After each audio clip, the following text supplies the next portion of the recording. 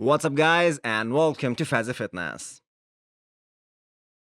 So, finally, we get to see the beast Roelly Winklarr training in Orlando, Florida. Roelly's social media has been totally quiet in terms of training or progress pictures since he competed in Spain. It hasn't been a good year for Roelly. He got beat by Hunter Labrada, and then Roelly announced that he will be better and improved at Texas Pro, but pulled out of that show and played safe so that he can get the Olympia qualification even if he doesn't win Spain. And honestly, the way Roelly looked at Spain, he would have dropped out of the Olympia 2020 qualification race because that Roelly wasn't good enough to beat Ian and Steve Kuclo. Pulling out of the Arnold Classic was another setback, which indicates that Roelly isn't even close to what he looked back in 2018 when he placed third. We are only a few days out of the Olympia and Roelly isn't even in the discussion to make the top 6. Do you guys think that the beast can bounce back?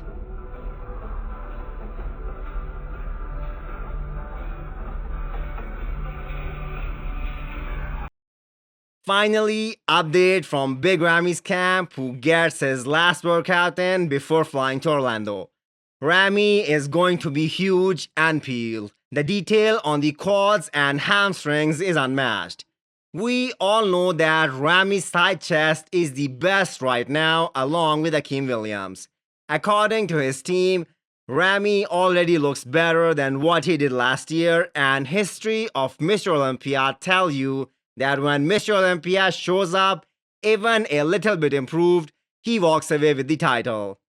Training with Dennis James for the last 5 weeks have been the icing on the cake, and we are about to see the best Ramy.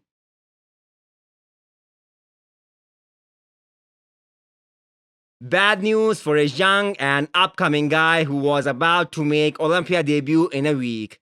Vlad just announced that he won't be able to compete at the Olympia due to visa issues. IFBB should take some actions to make sure they get right assistance to get into the US. But considering that even a big name like William Bonac had the same problem and it couldn't be solved in time, I guess it's pretty normal. People were so disappointed with Hassan Mostafa that it was almost predictable that he won't be in shape for the Arnold Classic 2021. He is going to the Olympia on points, and it has been a long season for him. Hassan is bigger than Nick. One can only imagine what he will look like and how many shows he can win if he brings conditioning like Nick Walker, and that's a big if.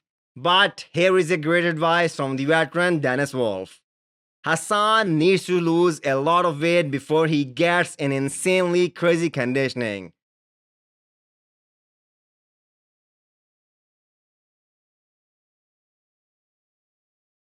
The way Bryan Jones showed up at the Arnold Classic stage almost killed his hype. Still, it doesn't deny the fact that the man has one of the most amazing shapes in that division. Have you guys noticed that whenever the topic of conditioning comes up, it's understood that the old school guys are talking about open bodybuilding? Almost all guys in Classic are bringing top-notch conditioning. Bryan Jones, 9 days out, looks amazing. Hopefully, he lives up to the expectations because without a shadow of a doubt, the champ Chris Bumstead is going to be on, and the margin for error is so small that if one guy slips, the next will slide by him. So excited to see Robert Timms coming into his own. A little more quad sweep and that's Mr. Olympia level physique. Ending the video with 212. Looks like Ahmad Ashkanani isn't even in the discussion for this year's title, and rightfully so. He hasn't been able to get separation in the leg department, and he has been competing at the Olympia level since 2016. Let's talk about the real threat for title this year. Never seen such details on Derek Lunsford's quads before. Never seen such death face on him either. It has been a hard prep with Honey Rambod, but the team is ready to bring the best package to date. Will that be enough to take out Sean Clarida, who aims to be 5 pounds bigger with same conditioning like 2020? Hit the thumbs up button if you like the video and smash the subscribe button if you wanna come back for more. Thank you.